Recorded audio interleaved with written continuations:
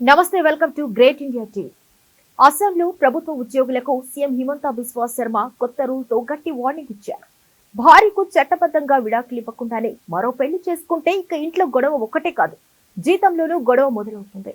ప్రభుత్వం పరిశీలిస్తున్న ప్రతిపాదన ప్రకారం ఇలాంటి ఉద్యోగి జీతంలో ఏకంగా 20% కోత విధించవచ్చు. ఆ కోసిన డబ్బును మొదటి భార్య బ్యాంకు ఖాతాలో నేరుగా జమ చేసే ఆలోచన ఉంది. అంటే రెండో పెళ్లికి బ్యాండ్ మోగితే మొదటి భార్య ఖాతాలో జీతం మోగుతుందన్నమాట. అయితే బాధిత భార్య ప్రభుత్వ వద్ద దరఖాస్తు చేసుకోవాల్సి ఉంటుంది. మొత్తానికి ఇన్నాళ్ళు రెండో పెళ్లి ఖర్చు లెక్క వేసుకున్న వాళ్ళు ఇక జీతం కట్ లెక్క కూడా వేసుకోవాల్సిందే. ఇక్కడ అసలు ట్విస్ట్ ఏంటంటే విషయం కోర్టుకు వెళ్లినా జీతం కోత ఆగకపోవచ్చు. కేసు నడుస్తున్న సమయంలోనూ 20% జీతాన్ని మొదటి భార్యకు అందించే ప్రతిపాదనను ప్రభుత్వం పరిశీలిస్తుంది. కారణం కూడా క్లియర్ గానే చెబుతుంది. భర్త రెండో పెళ్లి చేసుకున్నాడని బాధపడుతున్న మొదటి భార్య కోర్టుల చుట్టూ తిరుగుతూ ఆర్థికంగా కూడా నలిగిపోకూడదన్నదే ఉద్దేశమట. అస్సాంలో ఇప్పటికే బహుభార్యత్వంపై నిషేధ నిబంధనలు అమల్లో ఉన్నాయి.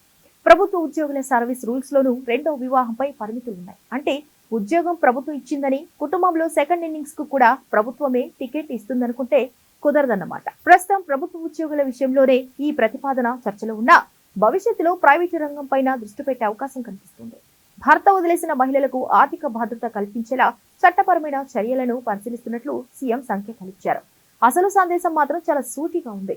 మొదటి భార్యను చట్టబద్ధంగా విడిచిపెట్టకుండా రెండో పెళ్లి చేసుకుంటే ఇక అది వ్యక్తిగత విషయం మాత్రమే కాదు, జీతానికి సంబంధించిన ప్రభుత్వ లెక్క కూడా అవుతుంది. ఇప్పటి వరకు రెండో పెళ్లికి కుటుంబంలో పంచాయతీ ఉండేది. ఇక అస్సాంలో జీతం బిల్లులోనూ పంచాయతీ కనిపించబోతుంది.